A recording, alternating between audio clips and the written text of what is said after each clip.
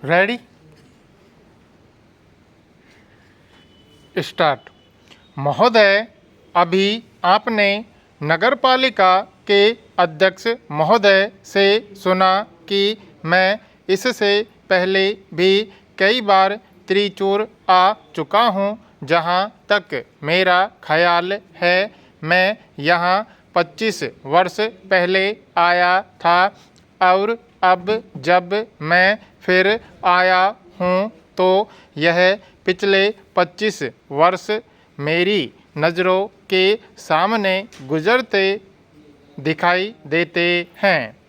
मैं देखता हूँ कि लंबे संघर्ष के बाद हमने कैसे आज़ादी हासिल की और उसके बाद कैसे हम और भी कठिन संघर्ष में जूझ रहे हैं।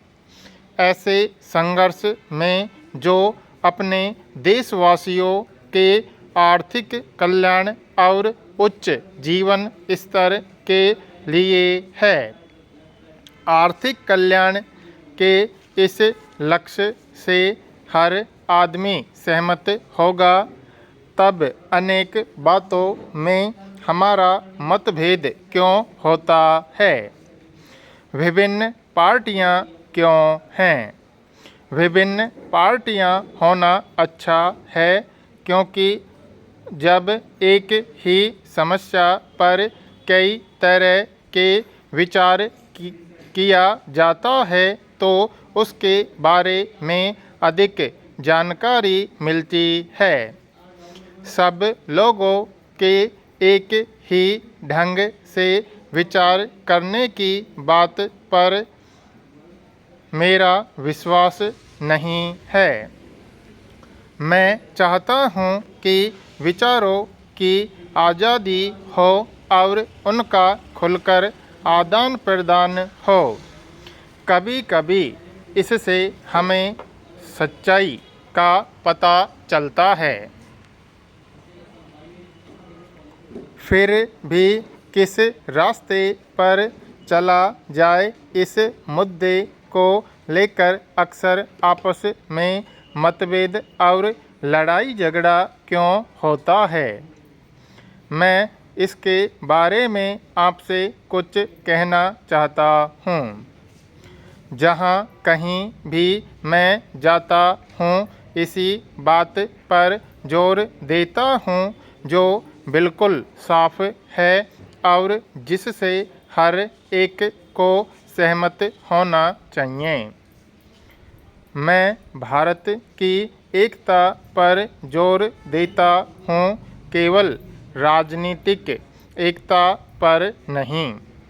वह तो हमने हासिल कर ली है, उससे भी अधिक महत्वपूर्ण यानी भावात्मक एकता हमारे विचारों और दिलों का मिलन, अपने भीतर से अलगाववादी भावनाओं को ख़त्म करना। जहाँ सब लोग भारत की एकता के बारे में सहमत हैं, वहीं बहुत से लोग और कुछ पार्टियां भी ऐसे काम करती हैं जिनके परिणाम से भारत की एकता टूट सकती है। वे ऐसा क्यों करते हैं मैं नहीं जानता।